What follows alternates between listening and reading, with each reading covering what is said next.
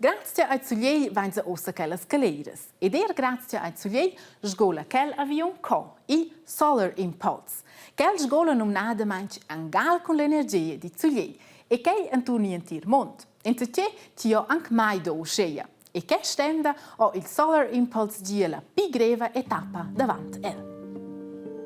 All'industria è quei aviun che sgola mo con l'energia del soleil scolaus da Japan sull'Ocean Pacific in direzione Hawaii.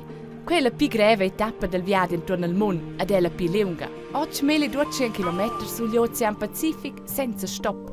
Ciun gisa, ciun nots e quei aviun staus in viaggi. Il normale aviun ves mo dovrà 8 ore e mezzo per quel scola, ma quando bu X in aviun, quei aviun sgola con l'energia del soleil. Il pilota svizzer André Borschberg scola bomo el vive in seu cockpit. El dierma adina puspei denton ma 20 minutos, seu setzei e seu lech. Ad ier sera es el sercentaus a Hawaii su enter 20 ures al cockpit, record mondial, pel pi leung scol per suls a senza stop. Il pi gref toc al dominiau, a gleiti vai vin avonsi la quarta vosa etappa in direzione Stadis Unis.